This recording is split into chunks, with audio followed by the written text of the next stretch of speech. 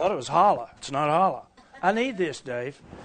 Dave was talking about it's a pretty good crowd for a Saturday, and I'm sitting back there going, Billy Joel, it's a pretty good crowd for a Saturday, and the manager gives me a smile. Anyway, I need, Diane? No, I didn't. I need to set my timer. Set timer for 90 minutes.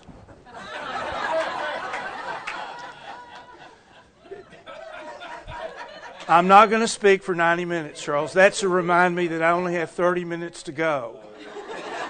So,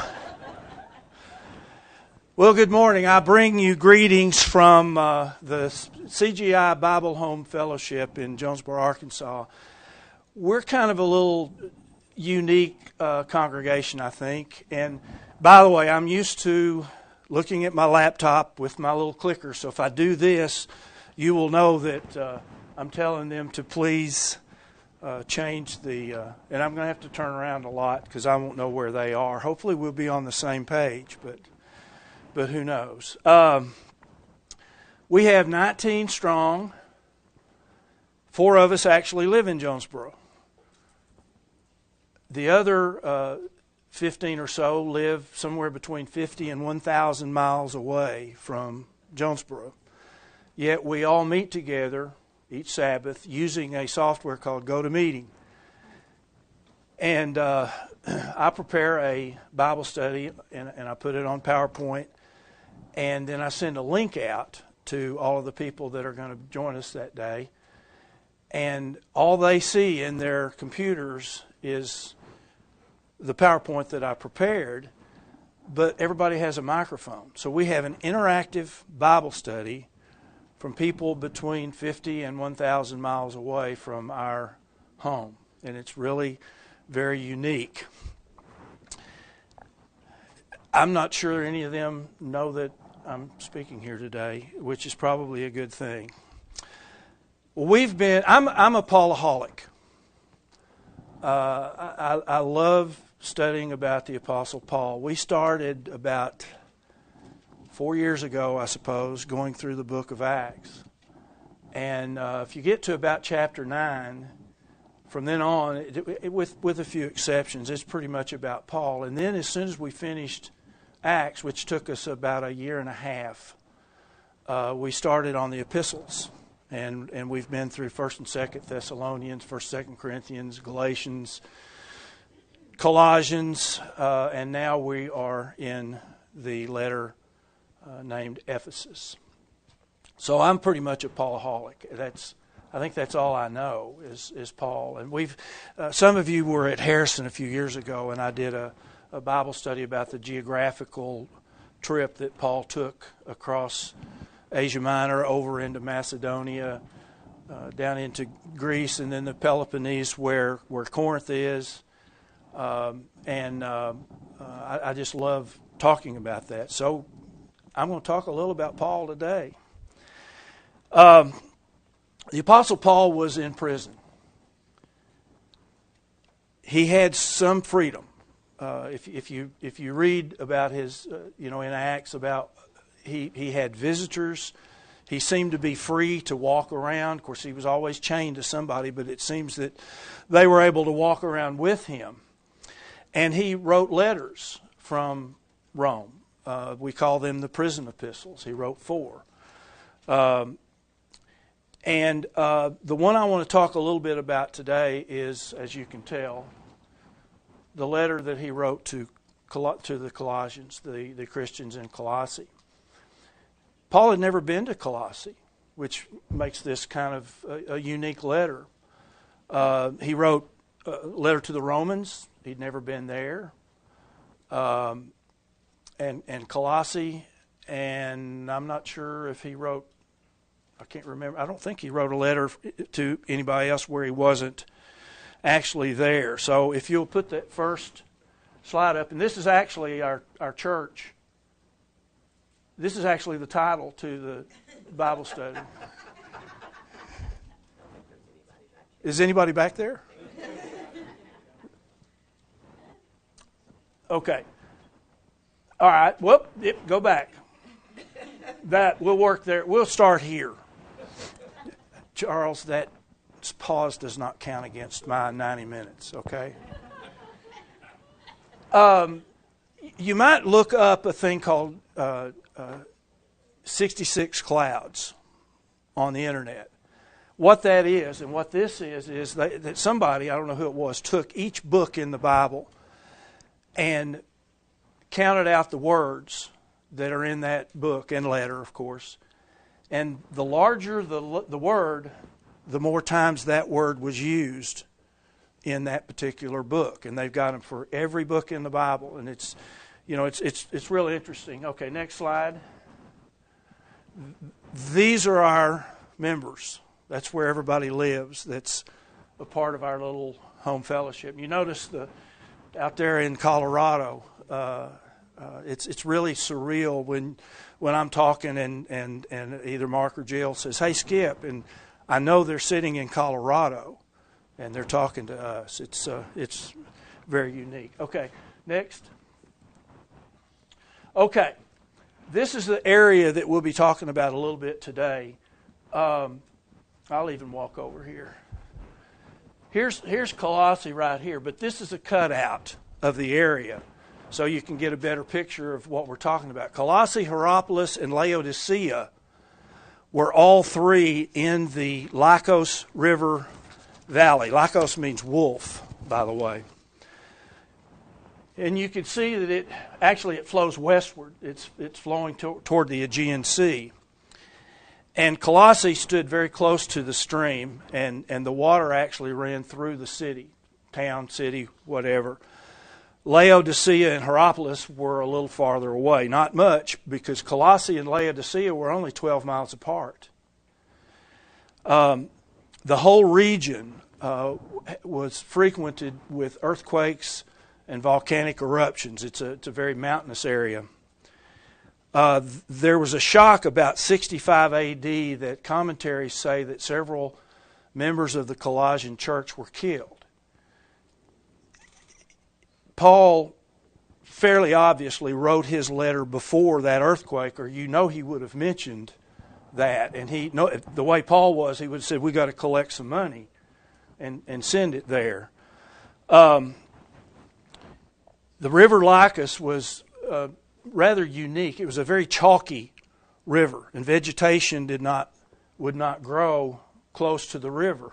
However, the waters would kill vegetation, but the soil from the volcanic, or goodness gracious, my voice, the soil from the volcanic activity, like Hawaii, was very rich. And the river, which was chalky, would give sheep, when they drank, their wool would turn black. So it was one of the largest areas in the world at that time where sheep were raised, and the sheep from Colossae and Laodicea and Hierapolis were black. Okay, there was another thing that was interesting. The water allowed for certain dyes to be produced. It was suitable for dyeing cloth, dyeing wool, and the dye came from a flower that was grown in the region called, if I can pronounce this right, the Colossianus. And I've also wondered if they sneezed and hacked and coughed a lot. If that's where the term came from. They had lots of nose problems. And so, now, back to the letter. Paul, in verse 1, next please, says, "As you also learned of Epaphras, our dear fellow servant, who is for you a faithful minister of Christ." And next slide. It says Epaphras, over in the 4th chapter, he says, "Epaphras, who is one of you, a servant of Christ, salutes you." Now, the point that I'm making is that Epaphras has made the trip 1,000 miles from Colossae up to Rome.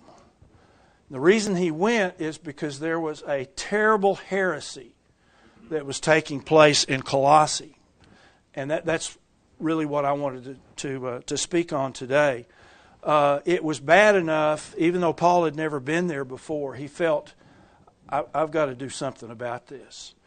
So he was very alarmed, and it was so bad he was determined to deal with the problem even though he was in Rome. Next slide. There's another look at the Lycos River Valley. There's Hierapolis, Laodicea, and Colossae. And Laodicea, as you well know, is one of the 7 churches of Revelation. Now, I can't help but wonder if this heresy in Colossae was not spreading around to some of the other churches. And we read about something going on in Laodicea and those other churches that weren't too far, but that's a whole other subject, not going there. Next slide.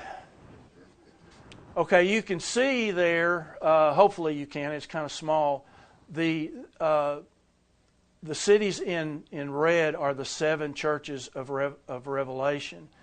And right below Laodicea, you can see Colossae. And I don't know if y'all can read it from out there or not. But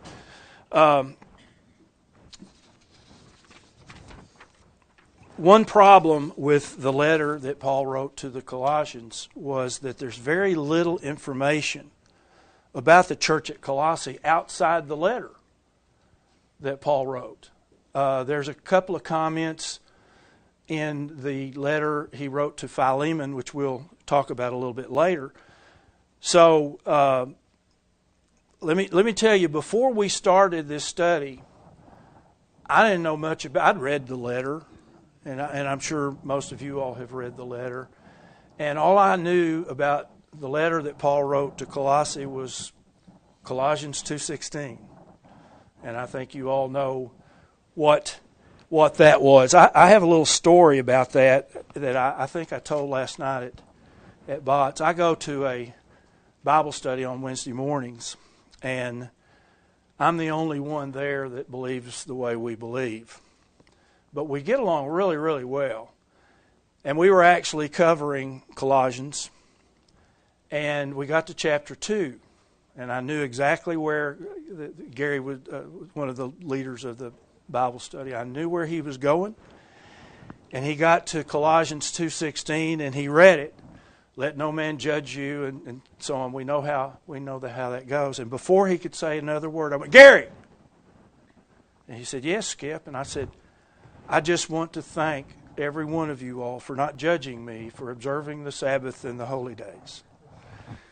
And that kind of took the wind out of his sails a little bit. But we've got a really good relationship. Charles will vouch that I have a better relationship with them than I do with some in the Church of God. By the way, two of those guys that are ministers have been to our home fellowship. One came on trumpets, and one came on atonement. And the one who came on atonement was blown away. Not that I'm such a great speaker, but he was blown away at the things we understand about the Day of Atonement. Now, I don't think he went out and started fasting, but he did walk away with a little bit of information. Okay, next slide. Okay, so Paul has been in Ephesus for 3 years. Now, this is on his 3rd journey. He's been there for 3 years, and in Acts 20, he says, from Miletus, he sent to Ephesus and called the elders of the church. And then, here's the point I want to make. Watch and remember that by the space of 3 years, I ceased not to warn everyone night and day with tears. Now, remember how close Ephesus and Laodicea and all those...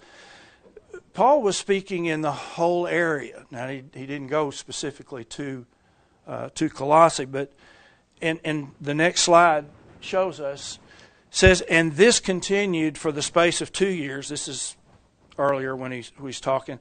So that all that dwelt in Asia heard the word of the Lord Jesus, both Jews and Greeks. So the whole area, even all the way across Asia Minor, but specifically in the western part of Asia Minor, they knew about Jesus Christ. Paul had made sure, and he had lots of help. He had Timothy, he had Silas, he had Epaphras, and we'll talk about some more people in a minute.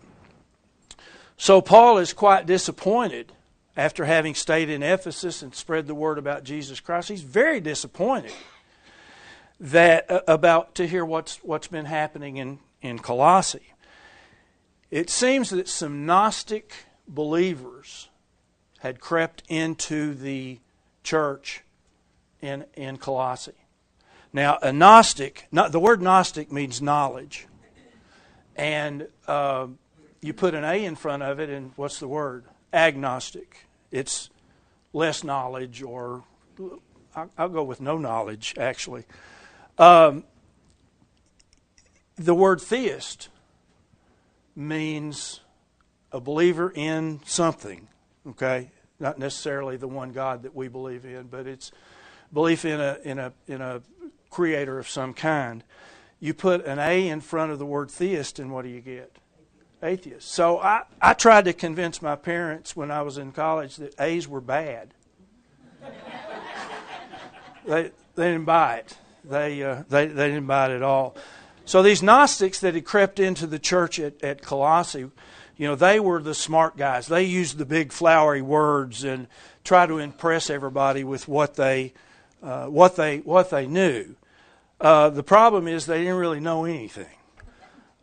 They believed that like many Judaizers, they believed that the physical body could earn whatever kind of salvation it was that they believed in.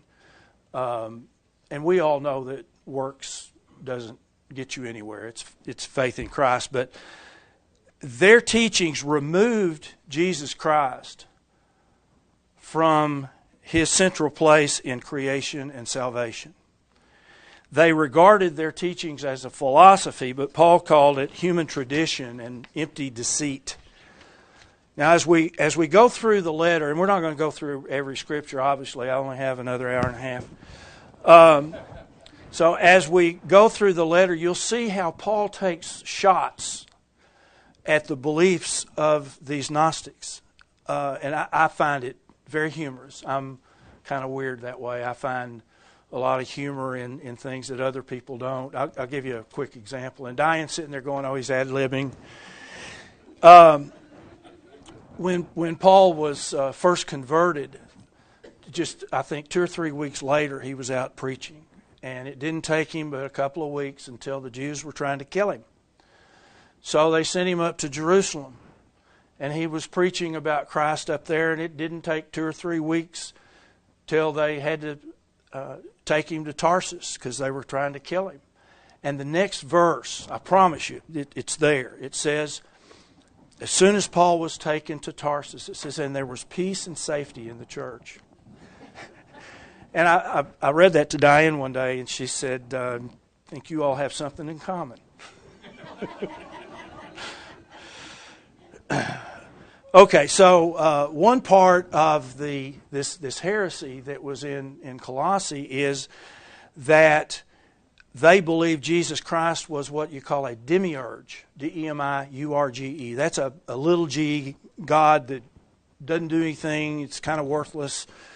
And it is a God, little g, who could never be a creator and never have a kingdom. This is what these Gnostics were trying to teach to the people that the Christians at Colossae. So, next slide. Paul is having none of it. Here's what he said. God, who has delivered us from the power of darkness, has translated us into the kingdom of His dear Son. These Gnostics didn't believe that Jesus was the Christ. They didn't believe He could have a kingdom. Yet Paul, here he's taking a shot at one of their beliefs. Next slide, please. Colossians 1:16, it says, for by Him, Jesus Christ, were all things created. Well, they thought he was a demiurge. He can't create anything. So Paul says all things were created by him that are in heaven, that are in earth, visible and invisible, whether they be thrones or dominions, or anyway, you all can read the rest of it. Next slide. Okay, this verse really caught my attention. Now, one of the things that I do in our preparation for our Bible studies, and I may drive our guys crazy, but I love looking at the meaning of words. I love going and looking at the Greek. And I don't just use Strong's. Strong's is a good place to start. But there are some really, really good dictionaries. Mounce is one of my favorites, Mounce. And I saw these two words, patience and long-suffering. And I'm like, well, that's kind of redundant. Patience, long-suffering, kind of mean the same thing until I looked up the Greek. The Greek for patience is hypomene, and it does mean patience. Okay, that's all the dictionaries say it means patience. But the word translated long-suffering is a little more interesting, or at least it was interesting to me. It's macrothymia. It's a compound word. Macro means long, and thymos means temper. And so what this word long-suffering means, followed by patience, we're supposed to have patience, but long-suffering means don't slap somebody upside the head if you don't agree with them. It has to do with our actions, our temper. So basically what he's saying here is strengthen with all might according to his glorious power to all patience and not slapping somebody around with joyfulness. Now, I told you my humor was a little weird. Part 2 of this Gnostic heresy, and this is what I thought was sort of interesting, is these Gnostics that thought they had all knowledge were some of the dumbest people I've ever read anything about in my entire life. They were also ascetics. Now, how many, do a lot of you know what ascetics is? An ascetic is? An ascetic is a person who believes in mistreating themselves. We've all seen the movies where I guess monk maybe, but anyway, where they're beating themselves with the whip. Have you seen those movies? That's a type of ascetic. They dedicate their lives to the pursuit of extreme self-denial. Let's have an emphasis on extreme. I'm going to show some pictures in a minute. Of course, obviously I don't have pictures from Paul's day, but I've got some 1800s and pictures of some ascetics, which are going to look a little interesting. They live a very austerely simple life, one that abstains from the normal pleasures of life. So these guys are the smartest people in the world, but they like to beat themselves. I'm not sure. That seems like it doesn't go together very well. They believe the physical body is evil and should be misused and should be mistreated and abused at all times. Only the mind is spiritual and is good in man. So they would do things to their body that was just absolutely unbelievable. Here are a few pictures. Now this first one, don't turn yet. I gave a sermon one time 30 years ago, I guess. And Charles says, I'm the only person that's ever given a sermon and never mentioned one scripture. And finally I got to the end of it. And I said, now in whatever, Acts 10:4, and before Charles could open his Bible, I said, don't turn there. So I know that's what he was thinking when I said this. But the next slide is a picture of a statue of what an ascetic wants to look like. Okay? This is the goal of the real serious ascetic. Don't turn to the next slide yet, but this one absolutely blows me away. I want everybody in here to raise your hand and hold it there for 10 minutes. No takers? Next slide. This guy held his arm up for 35 years to punish himself for whatever it was that he needed to be punished for. Notice the atrophy in the muscle. I mean, there's nothing there. And the only thing I can think of is that his shoulder got fused, where he couldn't bring his arm down. I'm quite sure of that. Let's see. Okay, next slide. How about that? You want to run around with that around your neck all the time? Imagine laying down and going to sleep, or laying down to take a nap, or just laying down, or walking down the street. And that's what the ascetics do to themselves. Now, granted, these are later pictures, but this is what Paul was dealing with. He was dealing with Gnostics who thought Jesus Christ was nothing, a demiurge, and at the same time, they believe that you're supposed to mistreat yourself. Now, the next one is going to blow you away.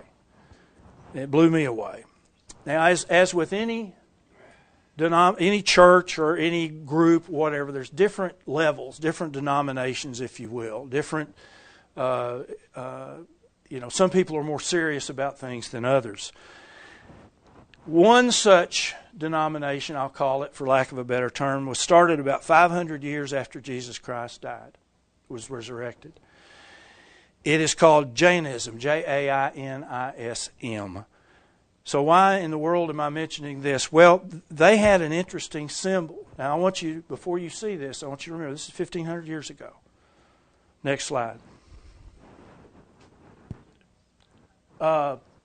That's a monk. That's not the slide I'm talking about. Sorry. Next slide. You ever seen that before? 1,500 years ago. Now, they say this symbol goes back 5,000 years, if you do some research on it. So this is one of the symbols of some Gnostic ascetics that lived 500 years after Christ. I just couldn't believe it. One more thing about ascetics, and this is, I have what we call skip-isms. These are little things that catch my attention, little things that are interesting to me. They are little things that are not doctrinal changes. I want to make sure I got that out. This is a little something that, I thought, well, now that's kind of interesting. We talked about Colossians 2:16 a while ago. The first two words in that are say in the King James says meat and drink. Other translations put it a little bit differently. Next slide. This is not a different translation, but it's the same word used in Corinthians 8:4. As concerning, therefore, the eating of those things that are offered in sacrifice to idols. The Greek words eat, meat, and drink can also be translated eating and drinking. And if you look at it that way, it kind of separates it a little bit from what people say, the law's done away with, you don't have to keep the Sabbath anymore, those kind of things. Instead of meat and drink, if it's translated this way, next slide. Let no one, this is from Young's literal translation, let no one then judge you in eating or drinking, or in respect of a feast, or of a new moon, or of a Sabbath day. All right, so knowing that these people are Gnostic ascetics that starve themselves, it could be that what Paul is talking about here is another shot at the ascetics eating and drinking. Let no man judge you because you don't fast 3 days a week.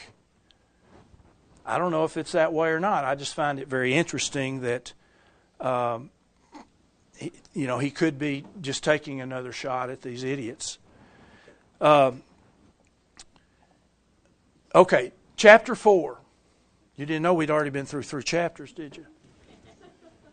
Chapter 4. It's almost my favorite chapter in Colossians, because if you do a lot of research and you look up a bunch of people's names that Paul mentions in chapter 4, you go, whoa, that's interesting. So the next slide, I'm going to give you a test here. All my state shall. I want you all, I know it's not interactive, but I want you all to tell me how you think that word should be pronounced. Just shout it out.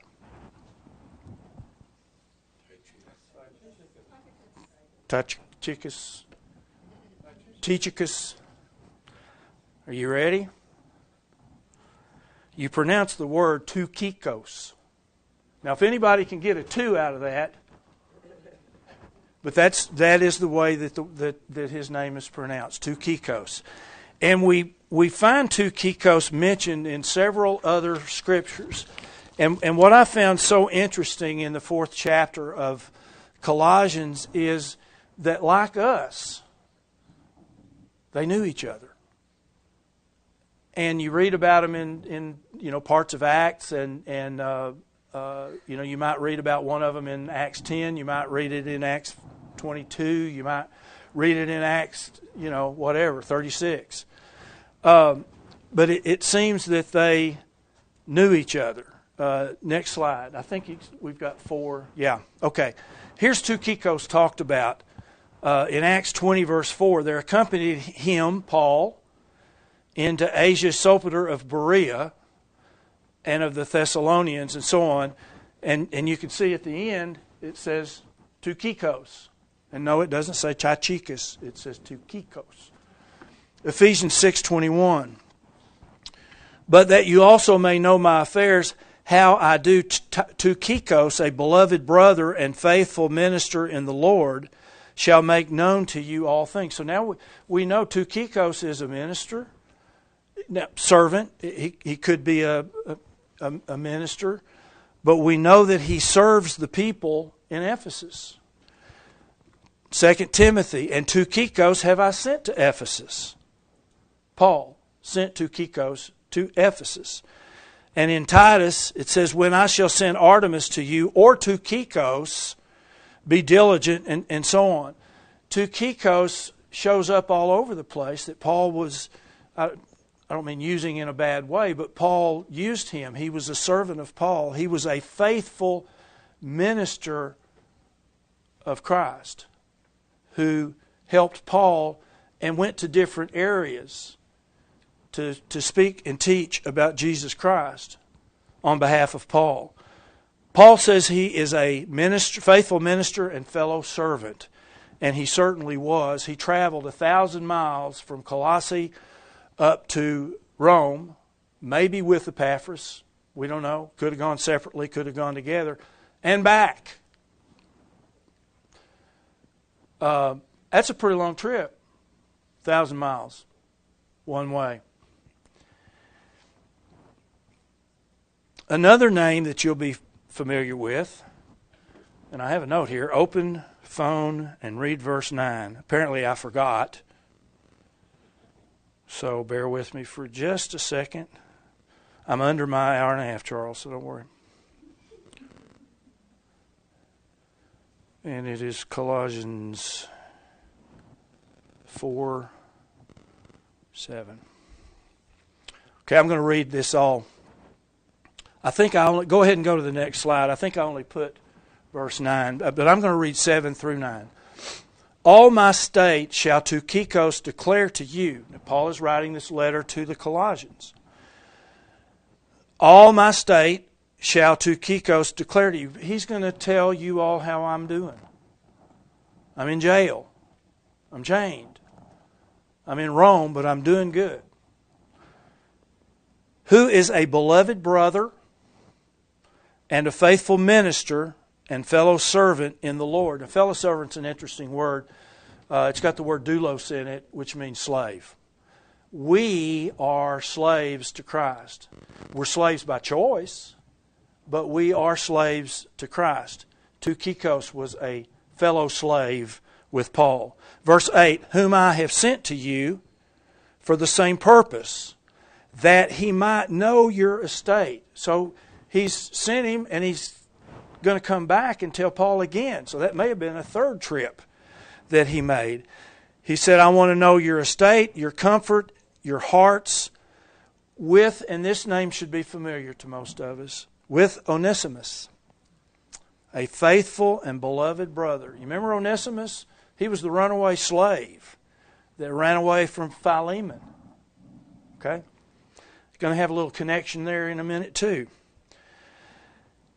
With Onesimus, a faithful and beloved brother, who is one of you.